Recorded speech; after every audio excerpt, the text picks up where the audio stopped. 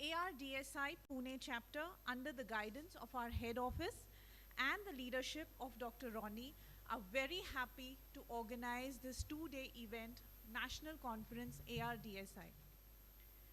In keeping with our cultural values, we begin the conference by seeking divine blessings. Let us join in the sonorous hum of a prayer song by the Matruchaya and Pitruchaya residents of the Chaitanya Institute of Mental Health.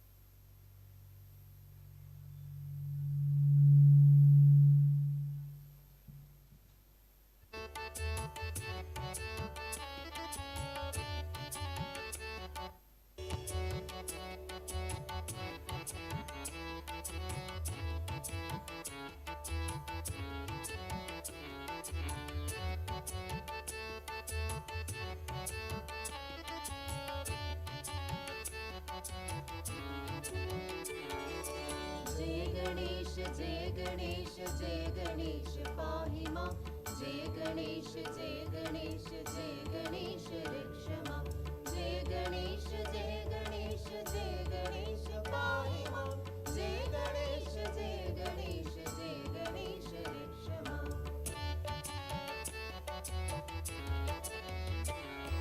मुदाकराद मोदकं सदा विमुक्तिसाधकं कलाधरावसन्तकं विलासिलोकरक्षकम् अनायकैक्यनायकं विनाशि देवदैत्यकं धनाशुमाशुनाशकं नमामि तं विनायकं जय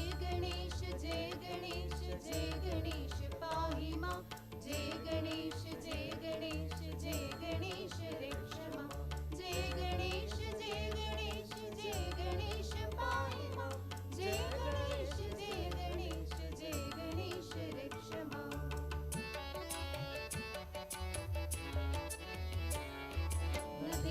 नदीतरादिभीकरं नभोदितार्कभास्वरं नमस्सुरारिनिर्जलं नतादिकापदुद्धरं सुरेश्वरं निरीश्वरं गजेश्वरं गणेश्वरं महेश्वरं समाश्रये परात्परं निरन्तरं जय गणेश पाहि मां जय गणेश रक्ष मां जय गणेश पाहि मां जय गणेश रक्ष मां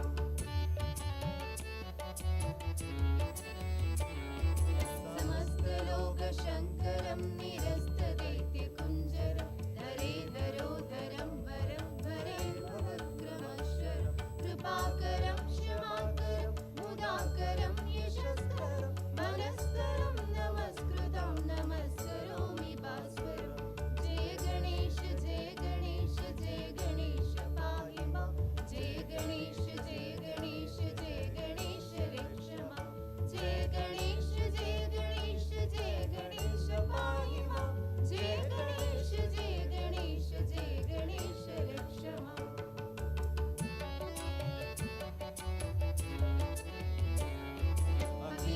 अकिञ्चनातिमार्जनं चिरन्तनोतिभाजनं पुरारिपूर्वनन्दनं सुरारिगर्वचर्वणं प्रपञ्चनाशभीषणं धनञ्जया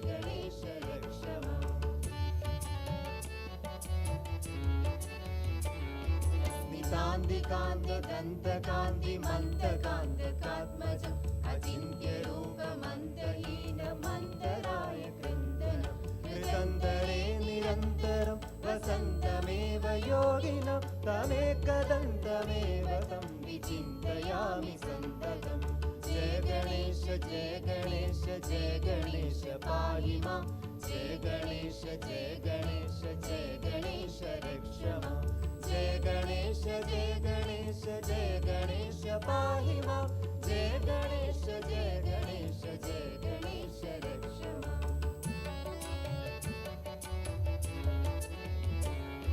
महागणेश पञ्चरत्नमाधरेण योन्वहं प्रजल्पदी प्रभातके हृदि स्मरन् गणेश्वरम् अरोगदामदोषदं सुसाहिदीं सुपुत्रदं समाहिदायुरुष्टिमूलिमाप्युपैदि सोचिरा जय गणेश जय गणेश जय गणेश पाहि मां जय गणेश जय गणेश जय गणेश रक्ष मां जय गणेश जय गणेश जय गणेश पाहि मां जय गणेश जय गणेश जय गणेश रक्ष मां जय गणेश जय गणेश जय गणेश पाहि मां जय गणेश जय गणेश जय गणेश रक्ष मां जय गणेश जय गणेश जय गणेश पाहि मां जय गणेश जय गणेश जय गणेश रक्ष मां जय गणेश जय गणेश जय गणेश रक्ष मां जय गणेश रक्ष मां जय गणेश रक्ष मां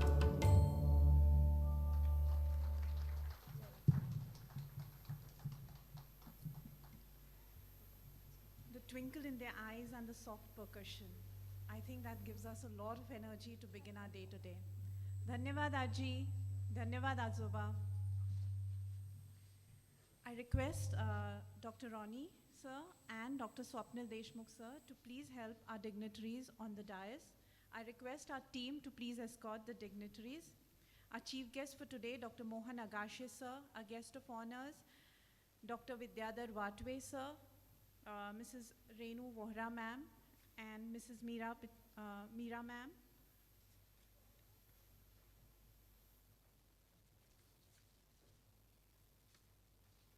And Dr. Vijay Kalbande, sir.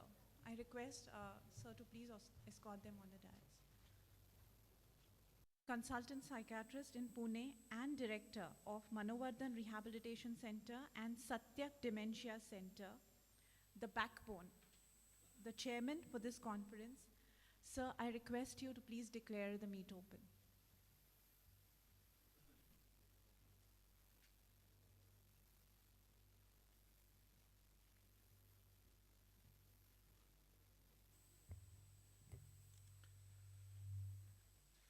Good morning, ladies and gentlemen, respected guests on dais and friends. It's my pleasure to welcome you all as an organizing chairman of this 24th National Conference of Alzheimer's and Related Disorders Society of India, that is ARDSICON24. This year, conference topic is New Frontiers in Dementia, Diagnosis and Care. As we know that dementia is prevalent in approximately 8% of population above 60 years of age. India is also facing significant challenges in this area. Currently, approximately 7 to 8 millions of people are expected to be affected by this disorder, and it is expected that the number will get double by 2050. So, in next 2 days, we are going to learn many things, which will mostly include recent advances in diagnosis and treatment of dementia, how to support caregiver in better way, research and policy reforms, and other related topics.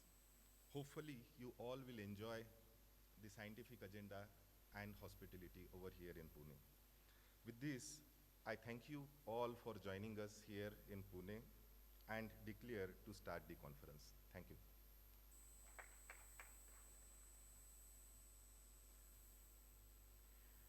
Thank you, sir. Dr. Ronnie George, an inspiration to all those who know him, a catalyst in bringing this whole event alive. He is the founder director of Chaitanya Institute of Mental Health, a rehabilitation center in its 25th year of dedicated service towards mentally ill patients, and he is the president of ARDSI Pune chapter. I request you, sir, to please come on stage and welcome the dignitaries and the conference participants.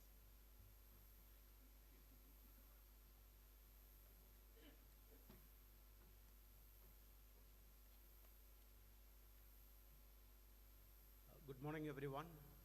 It is indeed a pleasant morning that we have gathered here for this ARDSICON 2024. When we talk about ARDSICON 2024, for us, Pune chapter, it's the second opportunity that we are organizing this program in this particular auditorium. The past conference that we organized was in 2012, which was a great success.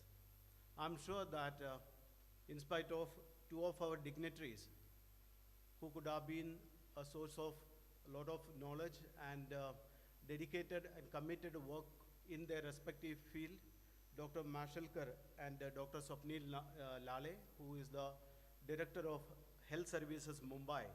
You know, unfortunately, they could not be here because they had some emergency meeting that they need to attend in Delhi. That is what they have conveyed. You know, we really miss those two prominent dignitaries today. Coming to my duty to welcome you, the dignitaries on the dais and off the dais, we have got our chief guest and chief patron, Dr. Mohan Agashe. I don't need to give a elaborate introduction to him, but I would like to tell you that Dr. Mohan Agashe has extensively worked in the field of mental health and dementia and Alzheimer's. He believes that entertainment, art can be a medium of spreading awareness on various issues, especially like mental illness and dementia and Alzheimer's. I myself had the opportunity to attend in a couple of places like Delhi, Kerala, and Pune to screen his film Astu based on dementia and Alzheimer's. Sir, we are privileged to have you here. We welcome you to this ARDSICON 2024. Dr. Vidyadhar Watwe, a great support to our organization Chaitanya and also ARDSI Pune chapter, a senior psychiatrist and a past IPS president. Sir, we welcome you to this function. We have Dr. Vijay Tukaram Kalbande, Assistant Director, Mental Health, Government of Maharashtra. Sir, we welcome you to this program. We have Meera Patabi Raman, who was the president of ARDSI and currently, appointed as or elected as Vice Chair ADI, that is Alzheimer Disease International. Ma'am, we welcome you to this program. And Renu Vora, the current president of ARDSI. Ma'am, we are pleased to have you here and most welcome to this program. And Swapnil Deshmukh, Swapnil Deshmukh, PPA, he is in the capacity of president of PPA, Pune Psychiatric Association, and also we are closely, we have worked for so many years. Swapnil sir, your support was great and welcome you to this program. We have so many other dignitaries, Dr. MSVK Raju, the previous IPS president, Wakmare Saab, district judge, and also the chairman of Mental Health Review Board, Pune, Dr. Sanjay Kumawat, former deputy director, and so many other dignitaries here present today. We welcome all of you to this program of ARDSI Conference 2024. Now, when I have welcomed you for this program, I also miss some persons, some important names for today's conference. When we started organizing the past conference in Pune, it was late Dr. Sharat Chandra Gokhale, It so happened on his 85th birthday, I happened to be in the same restaurant. We had a family meeting. He was sitting there, he was cutting his cake for 85th birthday. He told me, Ronnie, come and meet me tomorrow in the office. Let us start something new. 85th birthday, wanted to start something new in Pune, and that is how Pune chapter started. The very month itself, we had a meeting in Kerala. We met Dr. Roy. Then nobody was willing to take up the conference that year. So they asked, can you take up? So person who attended called me, this is the challenge that we have. I said, take it, we will have it. Okay. Then we had a president, Dr. Hemant Chandorkar, Pune president. All these people are not here with us today. They have left for their heavenly abode, and we really miss those three key persons who have been a great source of inspiration for me and my organization and ARDSI Pune. We remember them, and may I request you to please stand up for a few seconds and pay tribute to them.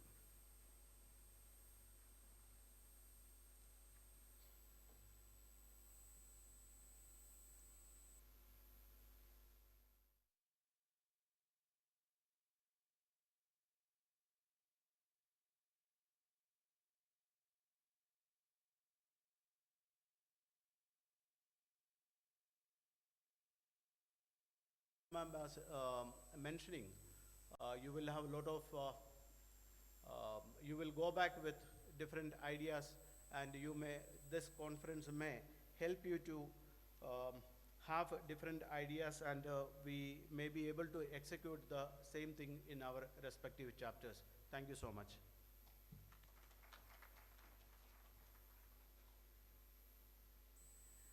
Thank you, sir. May we now please welcome the dignitaries with a small memento and flowers, as is the custom.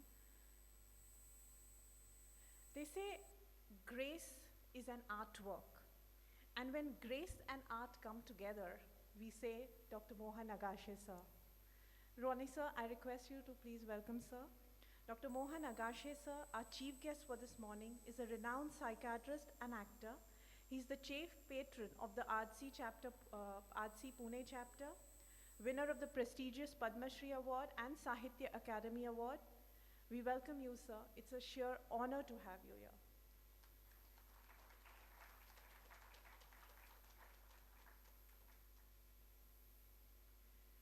I also extend a warm welcome to our guest of honor, Dr. Vidyadhar Vatve, past president, Indian Psychiatric Society, and a father figure for all of us psychiatrists here in Pune. If any of you want to know what it is to defy aging, I will tell you. Go and visit Vatve sir's OPD at Pune Hospital by the day, and go and attend an academic session by him on a weekend night.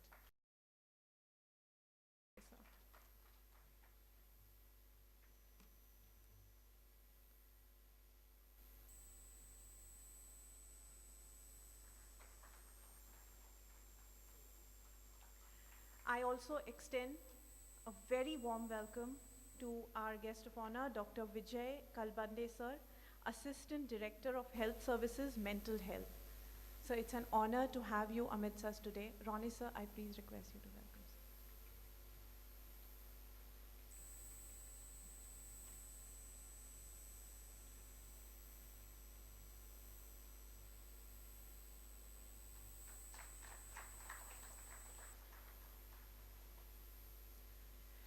Mrs. Meera Pattabhiraman, ma'am, it's a privilege to have the Vice Chair of the Alzheimer's Disease International and President Emeritus ARDSI.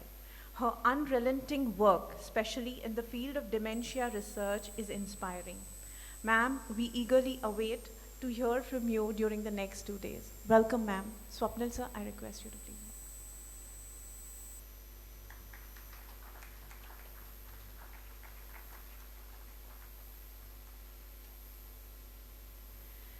At the helm of the ARDSI is Dr. Renu Vohra.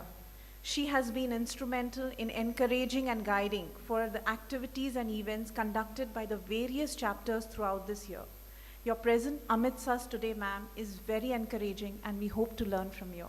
Welcome, ma'am. Ronnie, sir, can you please welcome ma'am?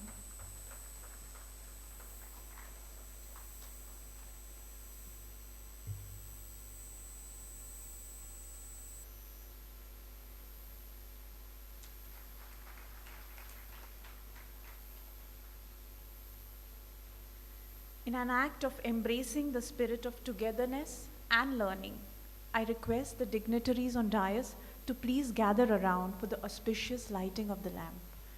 Team members, kindly help.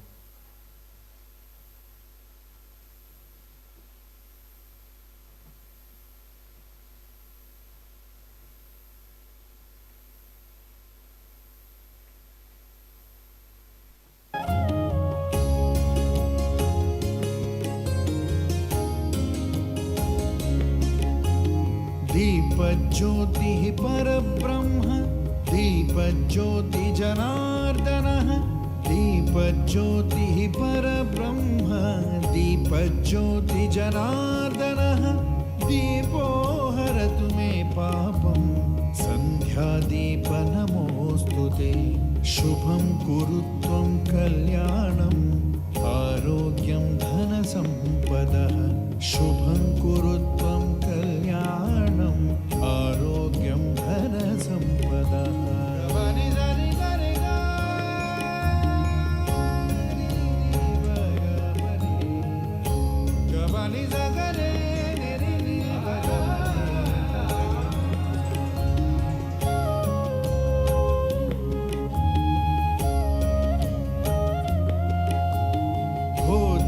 ब्रह्मरूपस्त्वं ज्योतिषां प्रभुरव्ययः भो दीपब्रह्मरूपस्त्वं ज्योतिषां प्रभुरव्ययः आरोग्यं देहि पुत्राश्च मति स्वच्छामि मे सदा शुभं कुरु त्वं कल्याणम् आरोग्यं धनसम्पदः शुभं कुरु त्वं कल्याणम् आरोग्यं धनसम्पदः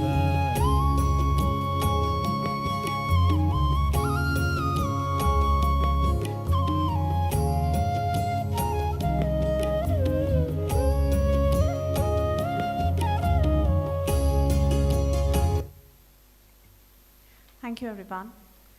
Today evening, we all have a date with Dr. Mohan Agashe sir over a movie and heartfelt discussion about dementia. However, we still can't await the evening. So Dr. Mohan Agashe sir, I request you for a few words in the morning as well. So we'll get the mic over there.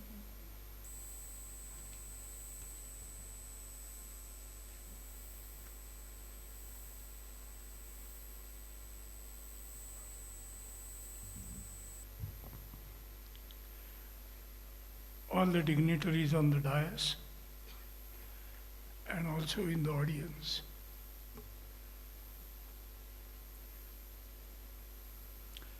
I'm a bit perplexed today.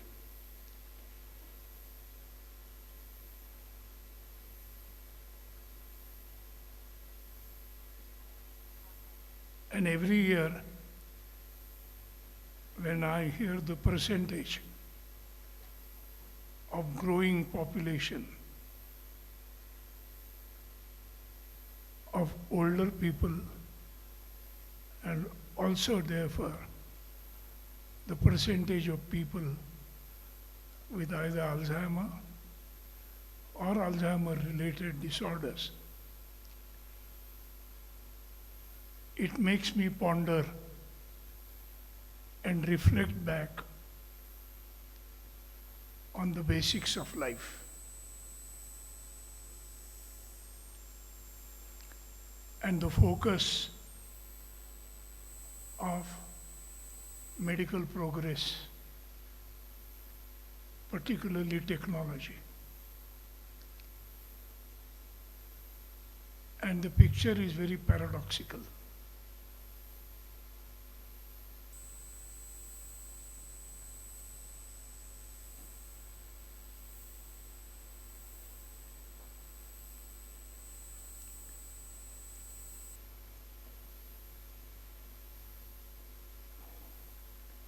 The professionals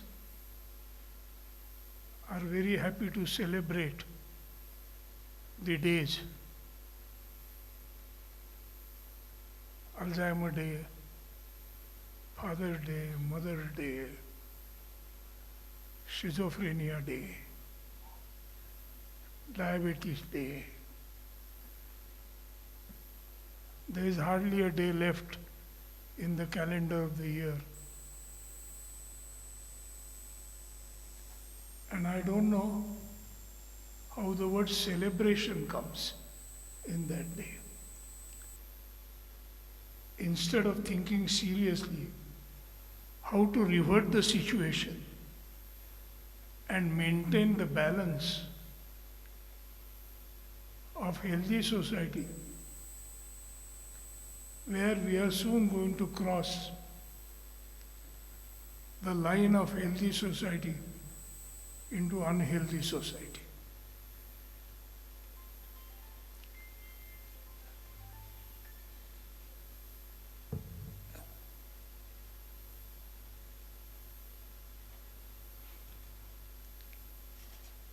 Few years ago,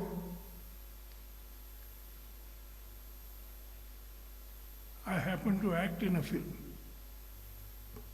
where I had to depict a father with Alzheimer and his caregiving daughter. I found that experience more educative, more rewarding, and more motivating than any textbook, conference. And the reason was, it showed the real problems in life, both of the patient, but more so of the caregiver. In fact,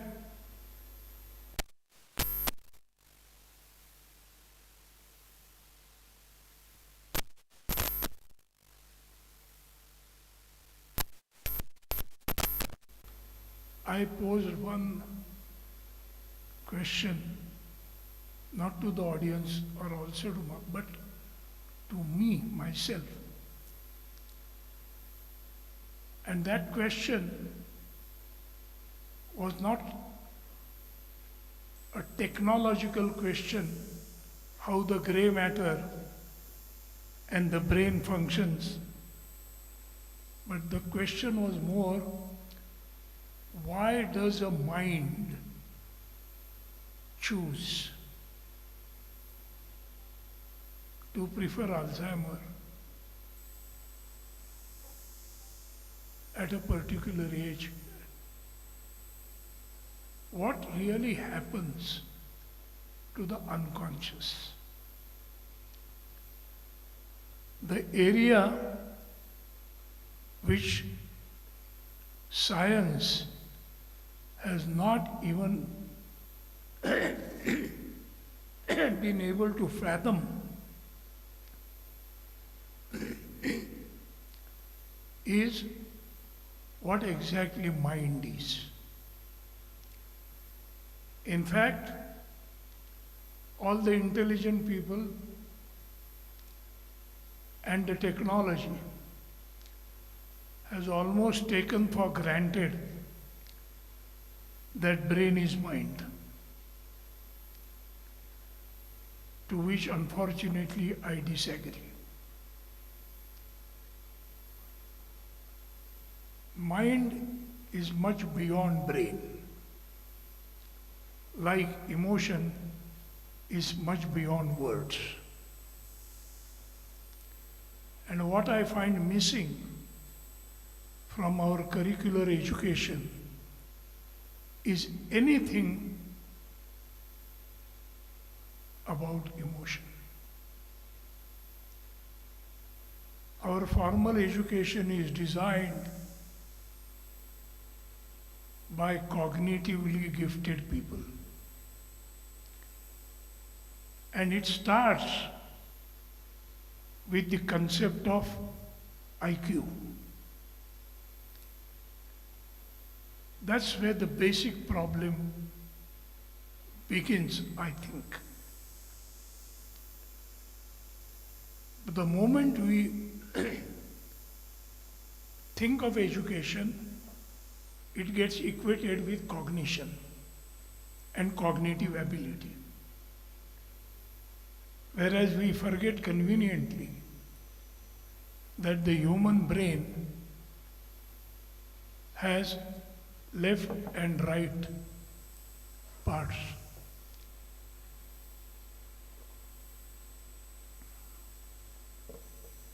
And the left part of the brain deals with cognition, but we have conveniently ignored the right part of brain which deals with emotion. Another noticeable thing for me is our education, which is primarily dictated by textbooks, which is completely devoid of emotions. And on the other hand, our life is completely dominated by emotions. Our day-to-day life, our minute-to-minute decisions are not necessarily cognitive, they are emotive. And because I think we have failed as a science, the relationship between the emotional intelligence and cognitive intelligence. In fact, it took 100 years for cognitively gifted persons to even identify and accept the existence of emotional intelligence. In our formal education,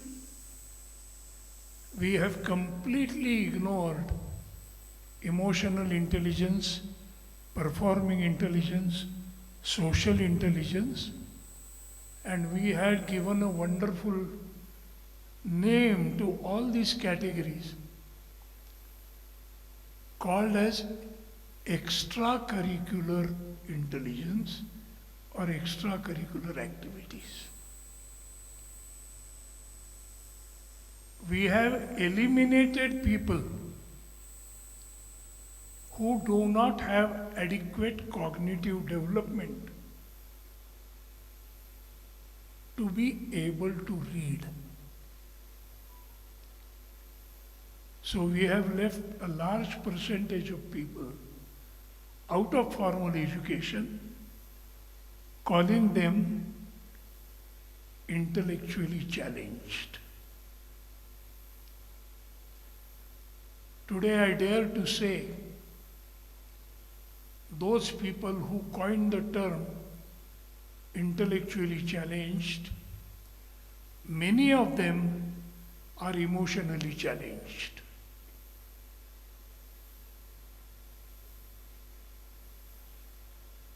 And in fact, the persons who are not emotionally challenged are caregivers, because they relate to the person whose care they take emotionally and not intelligently.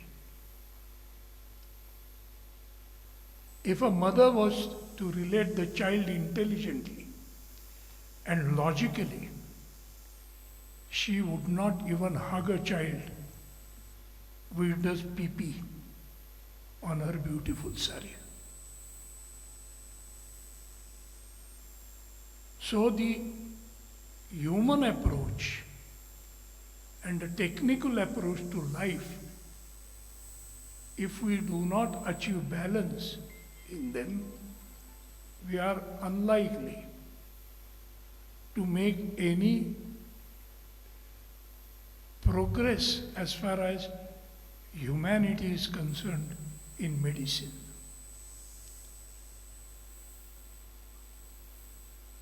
In a book by Atul Gawande called Being Mortal, Medicine and What Matters in the End, he has gone in depth to trace how the care of elderly has completely changed over the years, and which was initially a family function has become a social function. And thereby we know that what is a normal human function, emotion is primarily a human function, which has become gradually a social function. Maybe due to change of circumstances, today family members do not find time and the resources to take care of other family members. But we come together, light candle, do candle march, that how society needs to do something for elders, society needs to do something for intellectually challenged, emotionally challenged. When it comes to sacrifice something for the care of your own father, own mother, we don't think emotionally, we think intelligently. And we think it's a social responsibility and not an individual responsibility. I think unless we collectively think to reverse the situation and bring back the emotions to individual level again, if we progress in the same manner as we today, we do not deserve to call ourselves as human beings. We are a new species. The human species did have both cognition, conation, and affection. And if we are going to lose that ability and feel for our elders, not only about those who have Alzheimer or related diseases, even simply our elders, whose functional capacity has grown less, and we are going to put them in the social entities created for the care very soon. We do not have families. We will not have families. And the concept of family will become very ancient.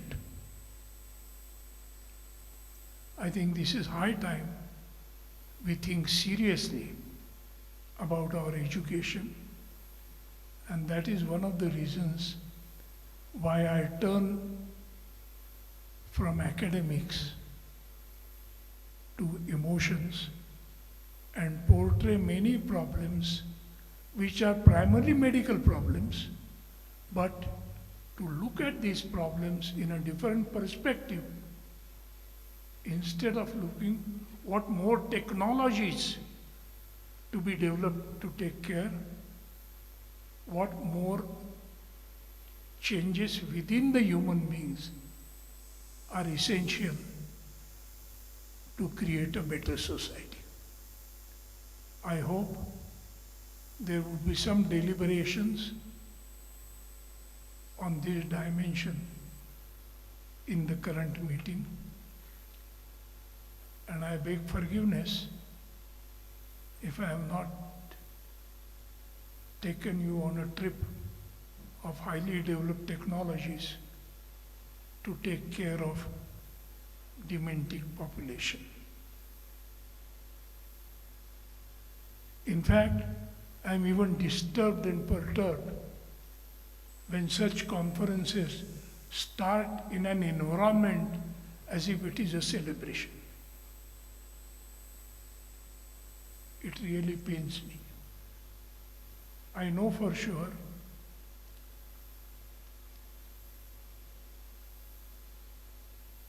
that where one loses something, somewhere somebody else earns something. But I think, at least today, as far as elder, and to be very honest, when we think of elders when we are not old, is very different from when we become old. And becoming old is a unique phenomenon. And I assure you that aging is a very personal affair. And it starts differently with different people. So I wish all of you that kind of aging we should be able to arrest. Thank you very much.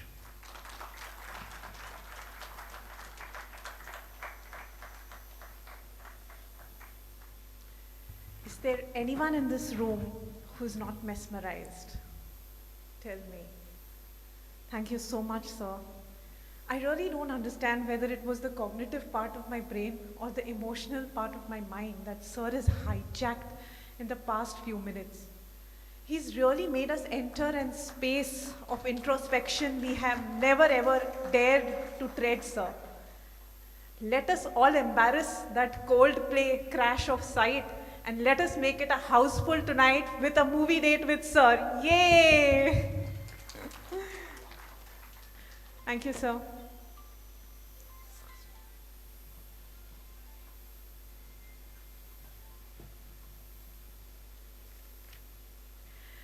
Dr. Vijay Kalbande, sir, he's the Assistant Director of Health Services Mental Health. He has a wide experience. He's also served as civil surgeon. So he has a wide field of experience in administration and with different people in different walks of life. I invite sir to please address the gathering.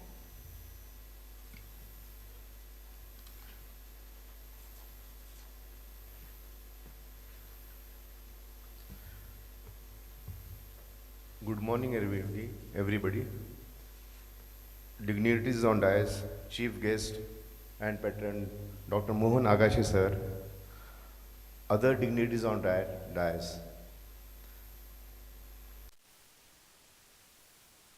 Today, we are Alzheimer and related disease. I have been invited for that.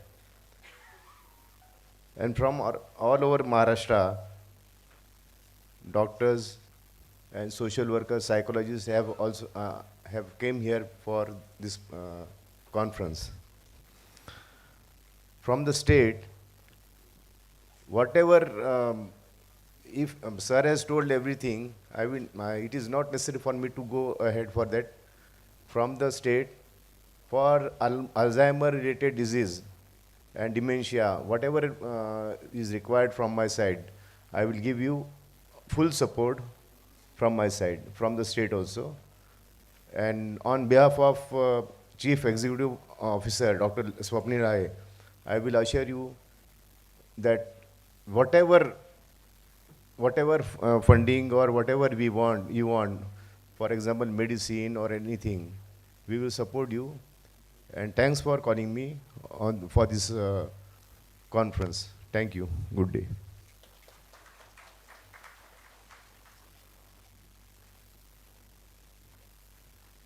Thank you, sir. I'm very happy to announce that SMHA is a partner in this entire conference, and there are a lot of delegates from the MHRB who are attending this conference. Thank you very much, sir. I request Meera ma'am to kindly address the gathering.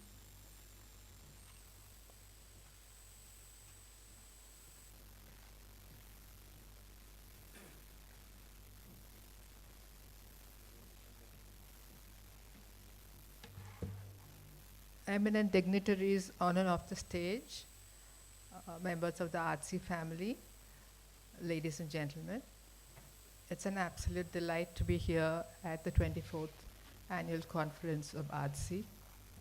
As Ronnie said, last time around there was nobody there to host the conference, so he put up his hand and said, I'll hold it. This time it's a repeat.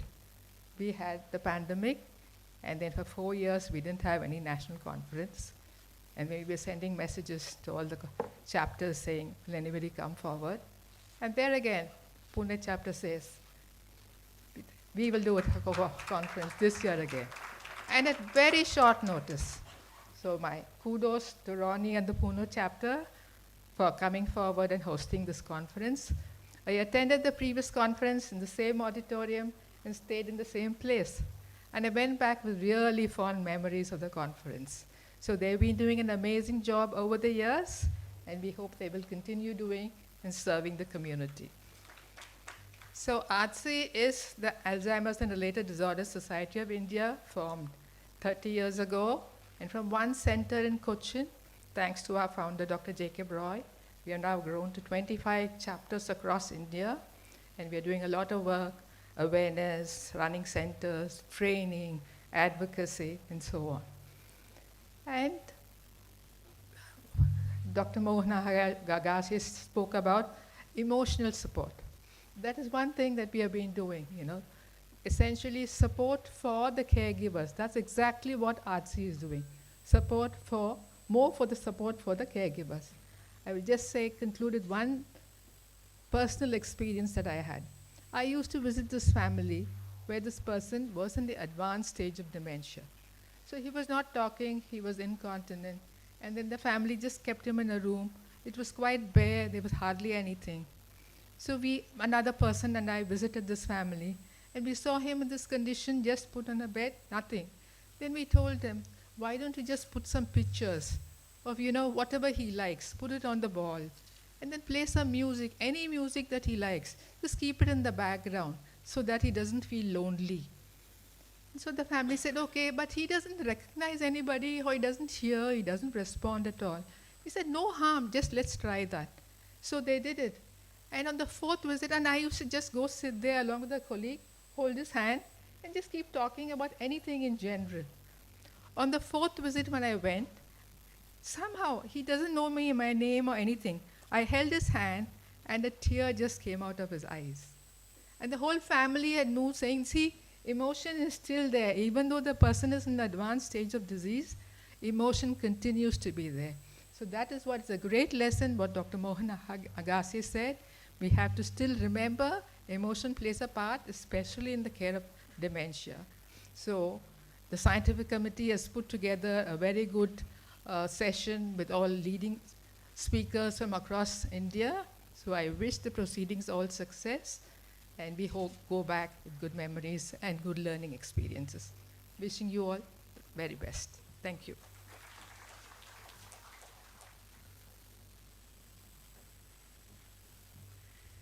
Says Gulzar, बहुत बेचैन रहते हैं वो लोग जिन्हें हर बात याद रहती है.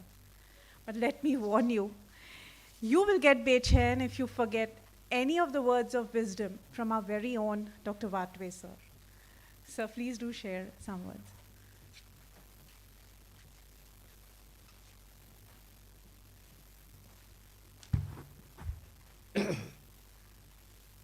Dignitaries on the dais and off the dais, all the other delegates who are attending this ARDI's conference, ladies and gentlemen. First of all, I'm extremely thankful to the organizing committee headed by Dr. Swapnil for inviting me to be a guest of honor for this inaugural function. As Dr. Roni George said, the first conference was held here way back in 2012, myself, Dr. Agashi, we were all there, and Roni has done it almost single-handedly with his team very successfully. And today, same Roni is doing it with his team in this beautiful auditorium. And I have seen him working for last 1 year. When we had couple of meetings, he was completely preoccupied with this organizing this conference. And you can see that the success of basic organization is reflected in the crowd that is present at the inaugural function. And thank you very much, Roni, and congratulations.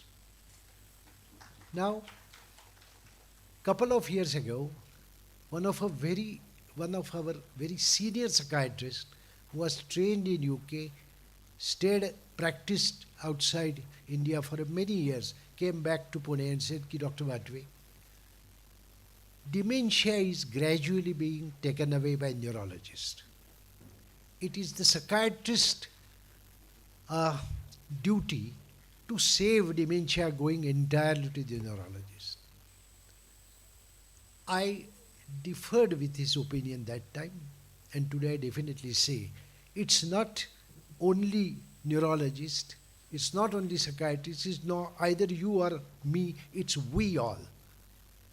As a mental health professionals, according to new definition, according to the Mental Health Act, we are all mental health professionals. Psychiatrist, psychiatric social worker, psychologist, psychiatrically trained nurses, and psychiatrically trained even ward boys, and Ayush people.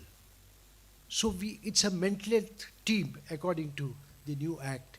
And I think the mental health professional team or mental health professionals all together with neurologists forms a team to take care of these people suffering from dementia and other related disorders. People only know, I think as Dr. Agashi said, education is important. Common people only know dementia is equal to Alzheimer, but it's not so. We all know that.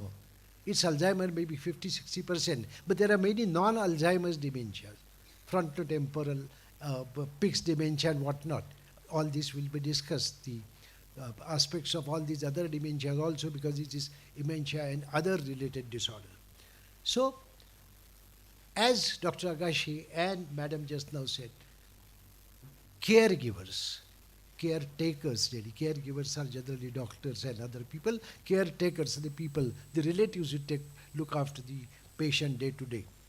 All this is a team.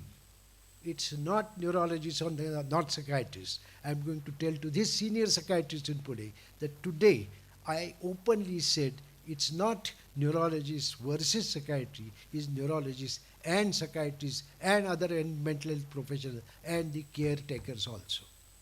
So with this effort together, I think, as Dr. Agashi says, the changing population scenario, elder are more now, and how to take care of them. As Agashi said, it's not only people with dementia, it's normal, aged, elderly people in your house, your father, mother, uncle, aunt. We have to take care of them. And I think in this conference, there are deliberations, there are nursing people who are discussing on the nursing aspects of this, there are social workers, there are psychologists. They are all together discussing these issues, which was opened by Dr. Agashi and Madam. So I think all the deliberations will help us to enrich our experience and knowledge on the management and caregiving in this patients population of Alzheimer's and other related disorders. Thank you very much again and wish all the success for the conference.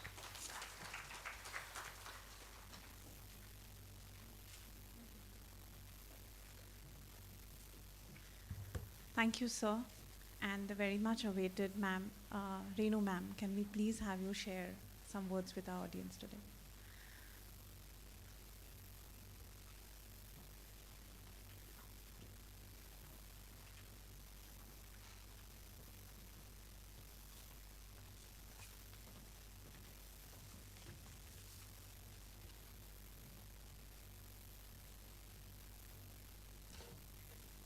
Dear friends, colleagues, esteemed professionals in the field of dementia, a hearty welcome to all of you.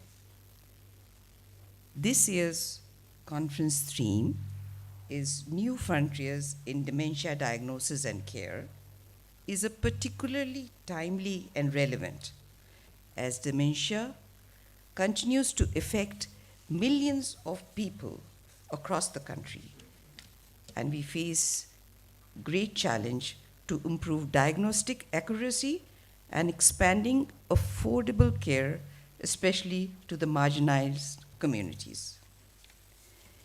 Caregiving, as we all know, are both emotionally and physically demanding. And the role of holistic care, which integrates medical, emotional, and social support systems, cannot be overstated, as Mr. Agassi had already spoken about. So, at the heart of this conference is the hope that we not only discuss the challenges, but also propose workable solutions for patients and their families. This gathering is an opportunity for all of us to consolidate our voices in advocacy, pushing the government to recognize this urgent need for the 8.9 million people affected by dementia in India.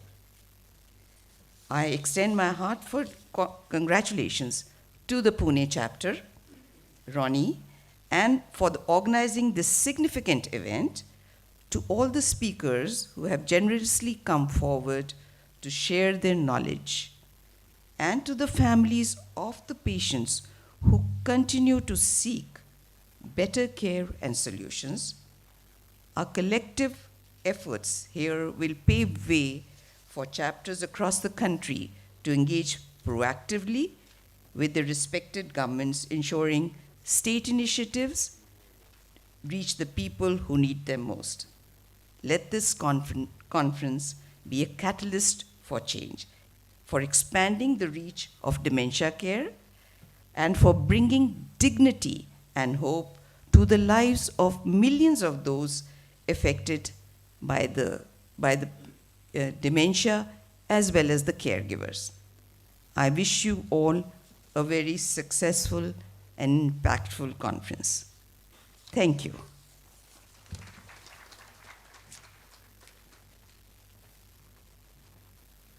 Thank you very much, ma'am, for the encouraging words. There's a surprise gift for all of us. Guess what?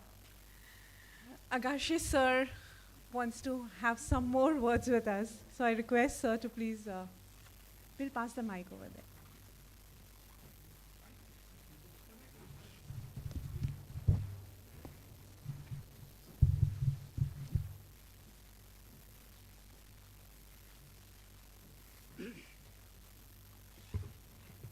Sorry to come again, but I need help from all of you to solve one problem which I have personally. What I notice, anywhere I go, everybody is busy taking photographs on their mobile. This, for me, is a very serious affair. There is a reason for it. I think we have been given 5 antennas by the God, or by the mother, you can say. When we are born and sent out in this world from the womb of our mother, since she thinks it may be very difficult for you to know about the world, she sends us with 5 antennas. And these are called Panchendriyas or Jnanendriyas.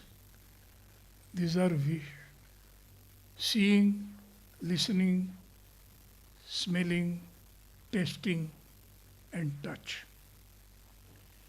We collect all the information about the world from these 5 senses.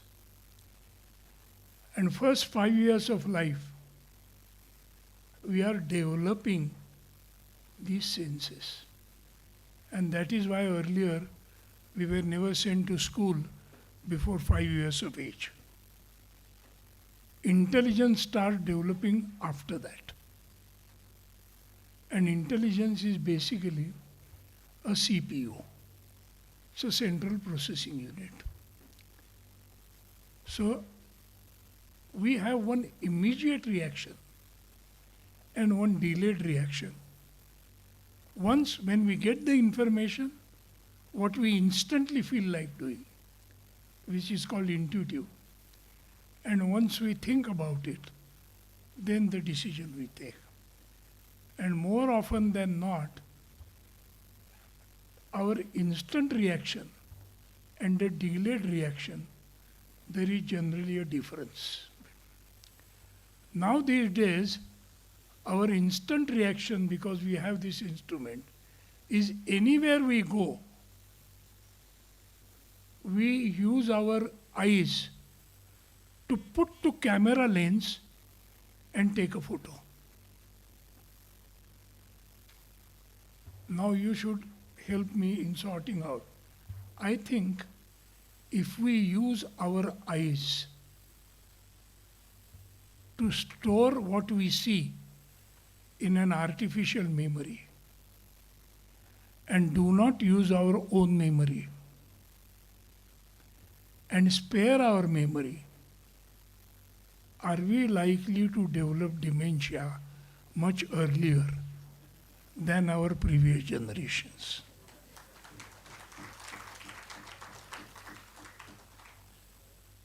And I equate this to the habit like intellectually we have grown up, but instinctively we have not. So in terms of photo taking, we have become children. Why I so? Because as a child, we do PP when we feel like doing PP, irrespective of bothering the consequences of it. And I think as a developed society, when we are gifted with thinking and emotion, we should think twice, because we learn reading and writing for 14, 15 years. Still we don't become creative writers. And this cognitive terrorism has made us compulsory readers so that we can enjoy what they write. But education has not bothered to teach us seeing and listening. And that is why we go on doing this visual PP anywhere we go. I think there are professional photographers. We have to learn anything which we do professionally. Even if you are given a grain free, you have to learn cooking. You get a car free, you have to learn driving. Everything you have to learn. What makes you feel that you buy a mobile and the next day you become a photographer? Please think seriously about it and help me to correct me if I am wrong. Thank you.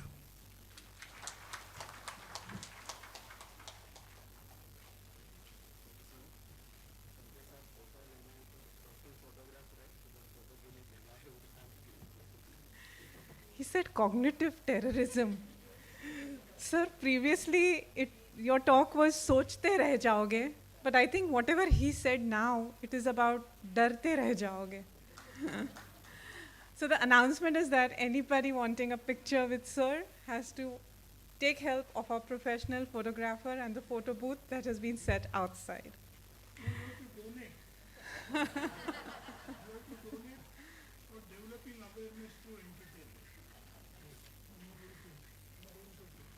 Our next segment was the award session. However, the guests of honors for the award session have not yet arrived due to traffic situation. So we proceed. I request our dignitaries on the dais to unveil our special souvenir for the conference. All the participants, do not forget to get your copies from the registration desk.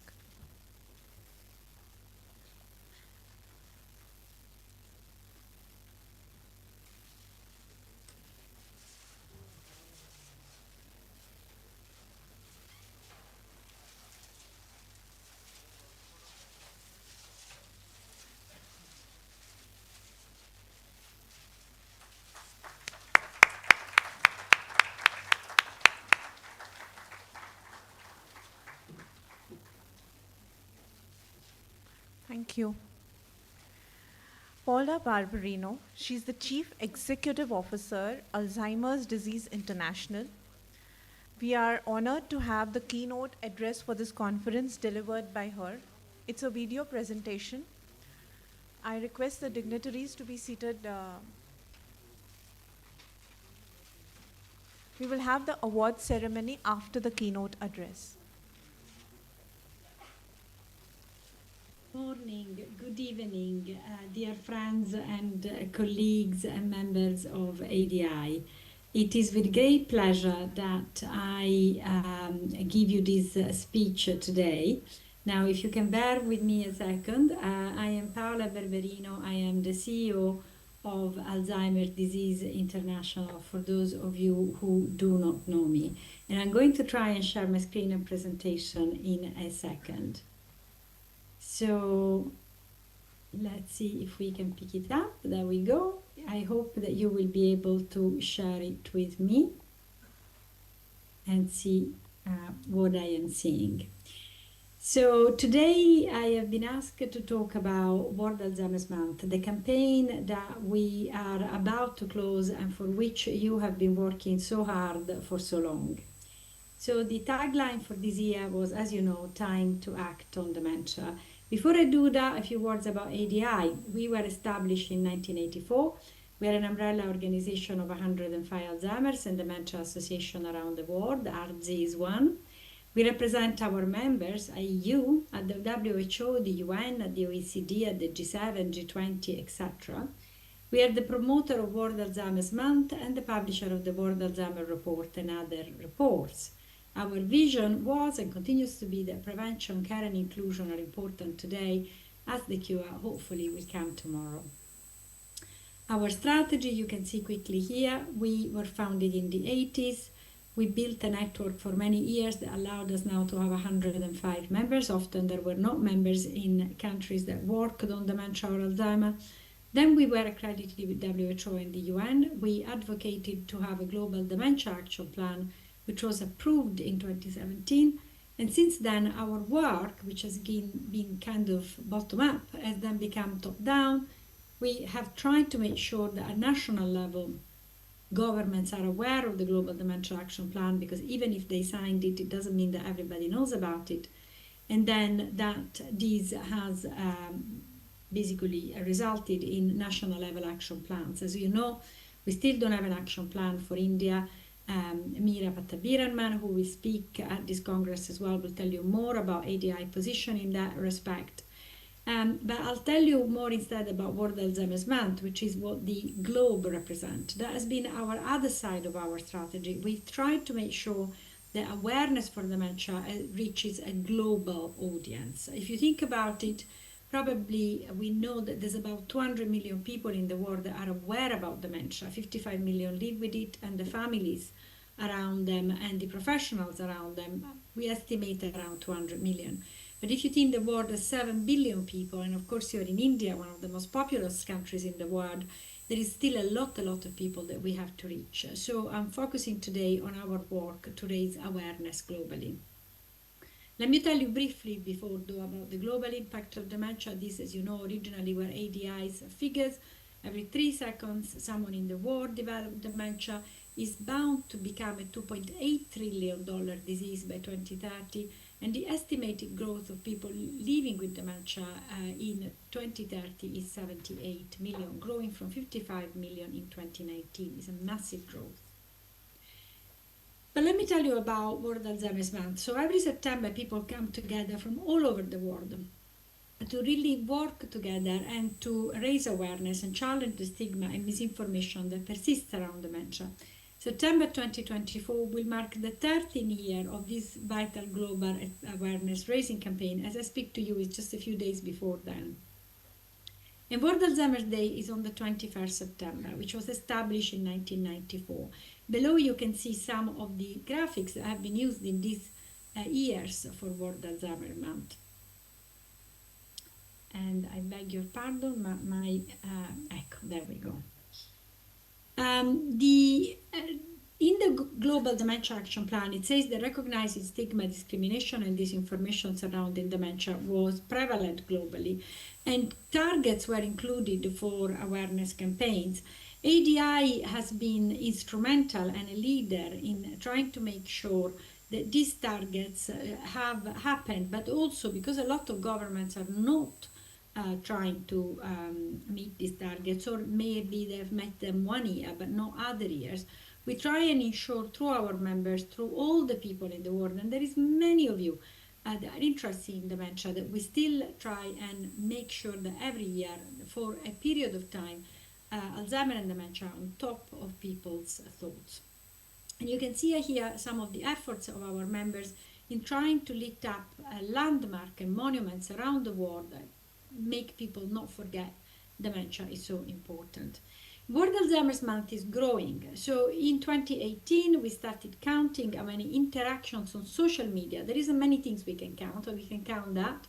And as you can see, with the same metrics, this has been going up every year consistently, apart from 2022, when sadly Elizabeth II passed away, the Queen of England, and the media was focused on that rather than on World Alzheimer's Month. But otherwise, we've grown very consistently.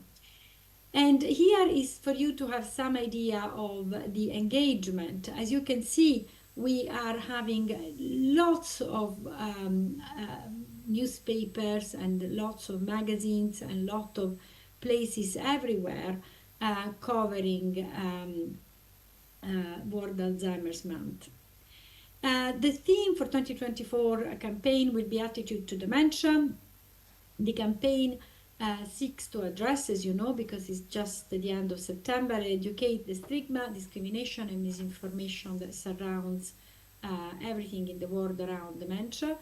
The campaign is online, media, and in person, and we are running a special campaign in the Americas with WHO, Pan-American Health Organization.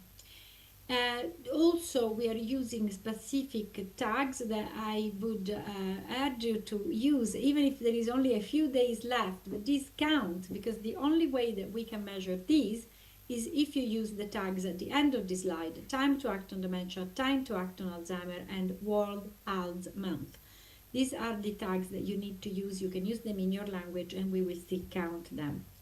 These are some of the material this year that we are using for World Alzheimer's Month. As you can see, a lot of them and a lot of different countries and a lot of different languages. All of our material can be found using the QR code below. Even if World Alzheimer's Month finishes at the end of September, you can still obviously make use of these codes. I now want to pass to another point. ADI is the publisher of the World Alzheimer Report, as you know, and that is a publication that aims to have groundbreaking evidence-based information, but provided in a clear language that also is very important to raise awareness. And typically we launch the World Alzheimer Report on World Alzheimer Day. So I'll tell you a little bit about what we did on the 20th of September when we launched the World Alzheimer Report. And here you can see some of the cover of the previous few ones. So the World Alzheimer Report 2024 will focus on attitudes to dementia. ADI has surveyed over 40,000 people living with dementia, carers, healthcare practitioners, and the public on their views on dementia. Individuals from 166 countries participated in the survey, with 35 different languages represented. The report will seek to understand how the world perceives dementia and how this has changed since 2019. So I'm sure that you will have taken part of that, and most importantly, thank you if you did fill the survey that led to the report. The findings are very astounding, and here I'm going to focus on a few. One important one, because now we have a baseline, because we did a similar report in 2019. So now between 2019 and 2024, we can measure what's happened in the last 5 years. In 2019, 62% of healthcare professionals, so that's doctors and nurses, said that they believe dementia was a normal part of aging. And this is obviously not true. Dementia is a condition caused by a number of diseases, one of which, and the most prevalent of which, is Alzheimer. And so now we have 65% of healthcare professionals that believe that. So that just tells you how much more information, awareness raising, but even education of healthcare professionals we need to do in order for people to even have a diagnosis and for their dementia symptoms not to be dismissed as just normal aging, which is not. And if people don't have that, then they will not be able to access, for example, the services the ARDSI provides, the support group, care at home, better organization of their own space. So we do need really urgently to educate our healthcare professionals better on dementia. Other findings, the 80% of the general public thinks dementia is a normal part of aging, a dramatic increase compared to 66% in 2019. So, okay, the healthcare professional is even more shocking, but also 80% of public continues to think it's about normal aging. Between 29% of the general public in high-income countries and 32% in low and middle income countries felt that people with dementia are dangerous more often than not, and very significant increase in 2019 in high income countries from 16% in 2019 to 29% in 2024. So we clearly need to do something about this message. Over 64% of the general public believe people with dementia are impulsive and unpredictable, which is also quite sad considering all of our efforts in awareness raising. Over a quarter of respondents from the general public expressed the belief that moving a family member from dementia to a care home, even against their wishes, would be the best option. This number increased significantly in lower income countries since 2019, from 9% to 33%. And this tells you a big story, doesn't it? Because, of course, we do need to raise awareness about the importance, for example, and sometimes the preferability of having people staying in their own home rather than moving to a care setting. And about discrimination, which is, of course, the underlying issue. So why people think this? Because there is still a lot of stigma. 88% of people living with dementia indicate experiencing discrimination, up from 83% in 2019. And bear in mind, we had over 800 respondents living with dementia for this survey.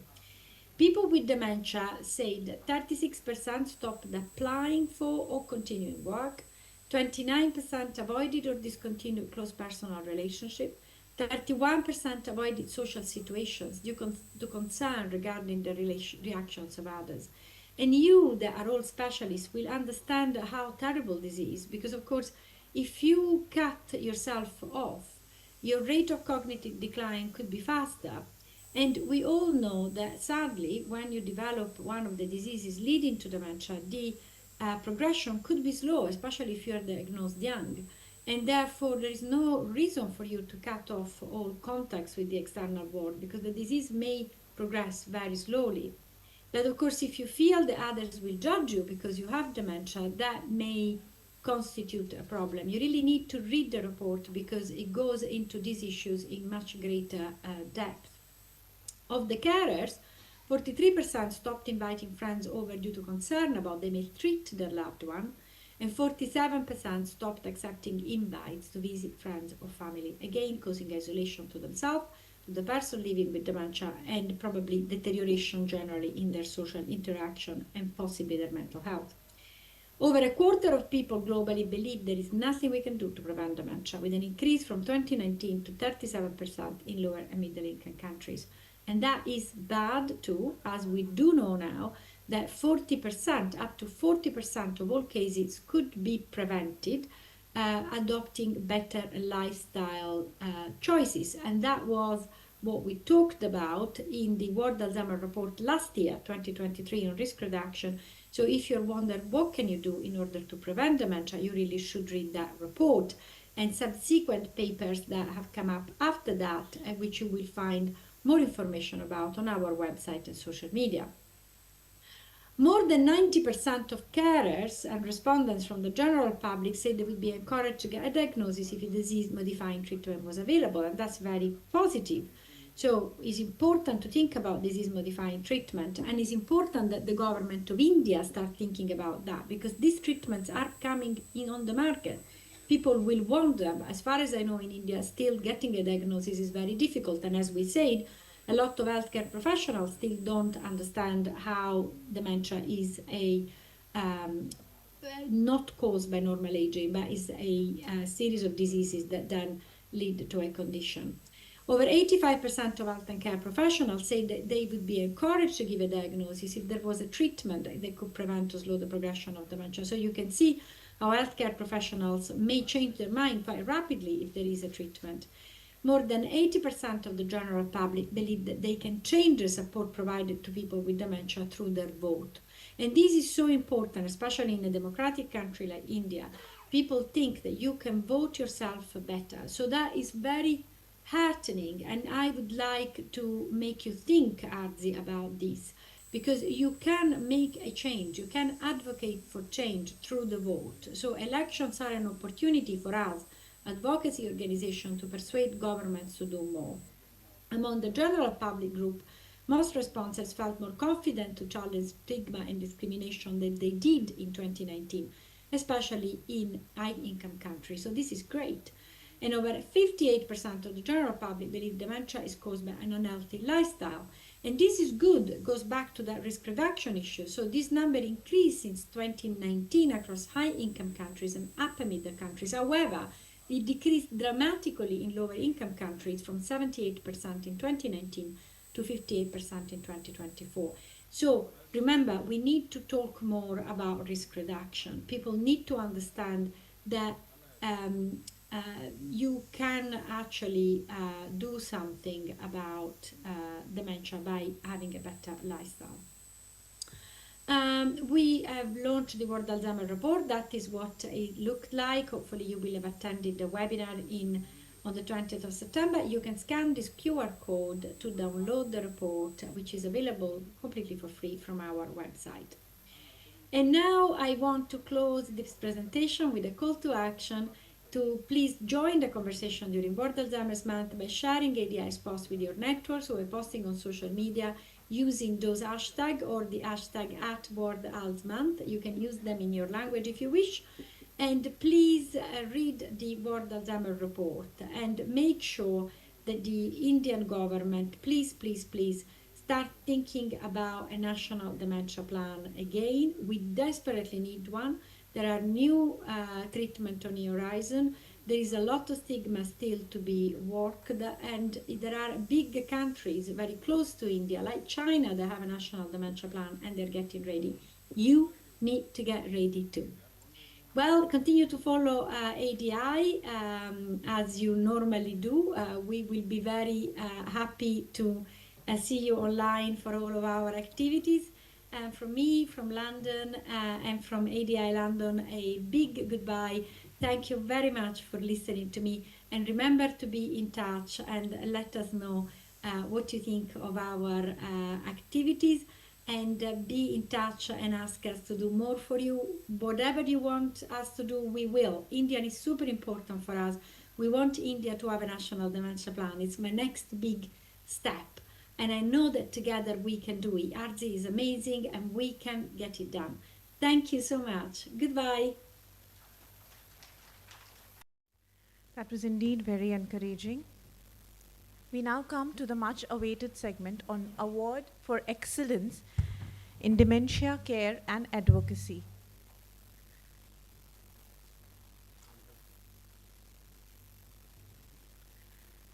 Dr. Jacob Roy. He's the founder of ARDSI and former chairperson of Alzheimer's of ADI in London. A pediatrician by profession, he took on a personal family loss Sir's father, he suffered from dementia, and he initiated a movement out of it to help others going through the same loss. He took it up at a time when people weren't talking much about it, when hardly anyone was talking about the suffering of the patient, let alone the caretaker challenges. Dr. Jacob Roy has initiated a movement. He realized the importance of community awareness and research in this field. Today's gathering would sure have made him so happy that we all have come here together to discuss and learn on dementia. It sure was a part of his vision. Dr. Roy has paved way for us, the future generations of doctors, health workers, social workers, gerontologists, and we all hope to tread ahead with responsibility. As our very humble tribute and in his fond memories, the ARDSI Pune chapter has committed to 2 annual awards, Award for Excellence in Dementia Care and Advocacy. The first award is a recognition of individual for dedicated and outstanding work in the field of dementia. Yes, we all agree that one caretaker attending to a loved one suffering from dementia, that one healthcare worker, be it a counselor or a nurse or a doctor, attending to a dementia patient in the ward, every single individual looking after a patient, each one deserves appreciation. Each one deserves an ovation. But even in this crowd of heroes, there is one person who decides to go a step ahead so that the journey becomes a little less hard for the others. With this award, we recognize that little one step. We are very thrilled to announce Mr. Sailesh Mishra as the recipient of this prestigious honor this year. Sir, can we please have you on stage? Mr. Sailesh Mishra from Mumbai, he is the founder of Silver Innings, a community for senior support promoting healthy aging and dementia awareness. Sir is a very prominent figure on social media and television. He is a TEDx speaker and recipient of the National Karmavir Puraskar 2008 and the National Karmavir Jyoti in 2016. Sir has had the honor of representing India in the UN in 2012 at Open-Ended Working Group on Aging for Elderly Rights. He is the founder of A1 Snehanjali, Mumbai's first assisted living home for senior citizens, which is open 24/7.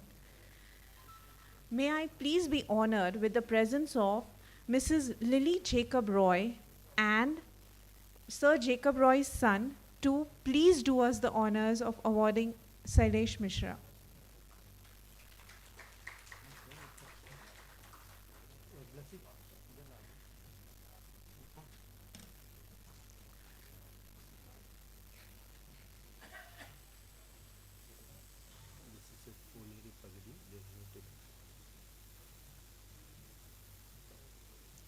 As is the tradition, we would like to honor him with our famous Puneri Pagdi and the Shrifal.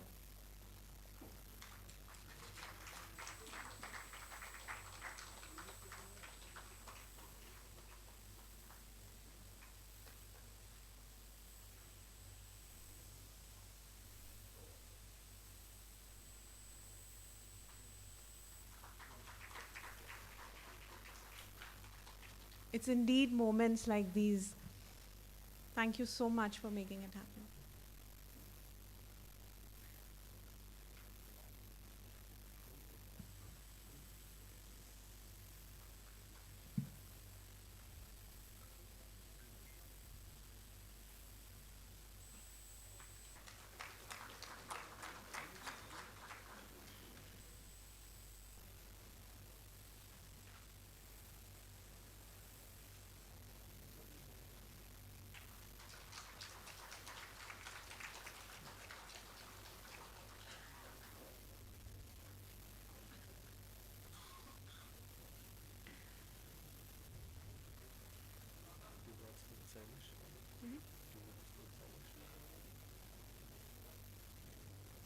Can we be please honored with a few words from yourself, sir?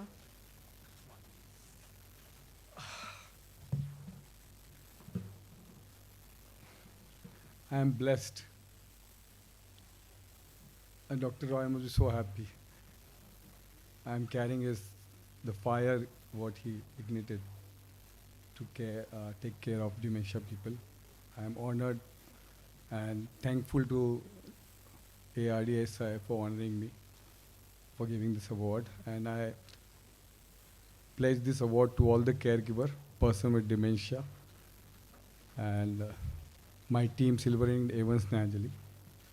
I met Dr. Roy in 2004 and 5 at Dignity Foundation, and I saw him as a person who was so magnetic. I got carried away, and I'm so thankful to him that he made me what I am today. I left my job, and I started working for Dementia Alzheimer's. I'm blessed to have this award. Thank you so much, man. And with Mrs. Roy and Greg, thankful so much you came all the way. I'm so blessed. My life is made. Thank you so much. Thank you.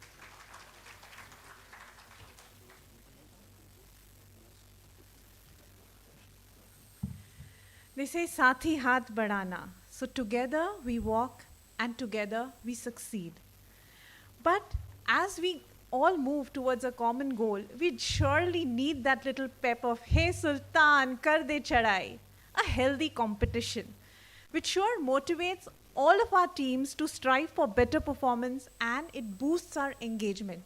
It helps us to achieve our goals better this year, better next year, and more better next year. So although all of our chapters, they work with utmost dedication and enthusiasm throughout the year, this year, keeping the whole spirit of healthy competition in mind, we would like to acknowledge the work of ARDSI Mysore chapter and present them with Dr. Jacob Roy Award for Excellence in Dementia Care and Advocacy for outstanding work. Sir, can we please have you on stage to accept the award on behalf of Mysore chapter?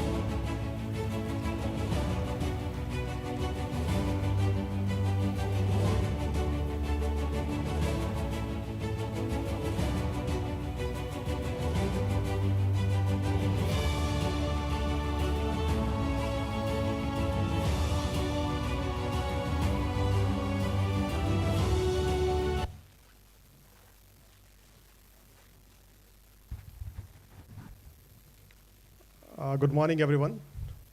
And first of all, it's like a surprise to us. And incidentally, regarding ARDSI, Dr. Jacob was the first person to introduce. And that was also an international conference organized by Alzheimer Association. We were in a get-together in Chicago.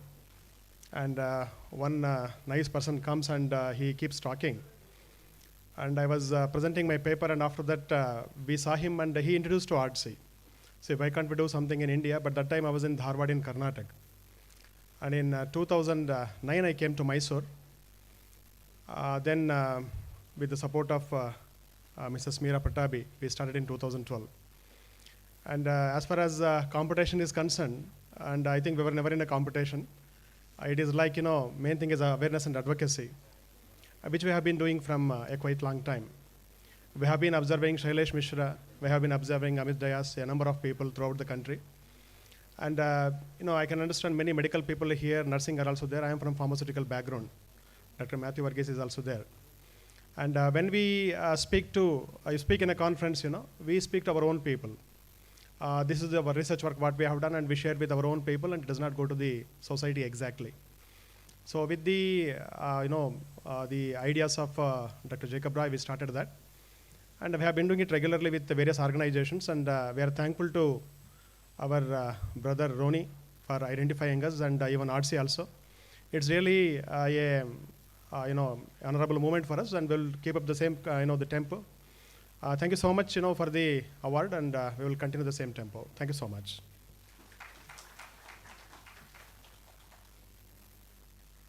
Congratulations, sir. So, what a beautiful morning it has been.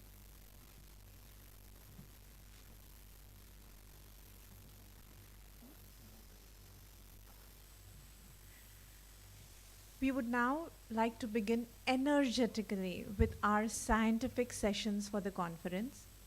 For the first conference, I request a time period of 5 minutes so that we can arrange the setup, and the first session will be conducted here itself.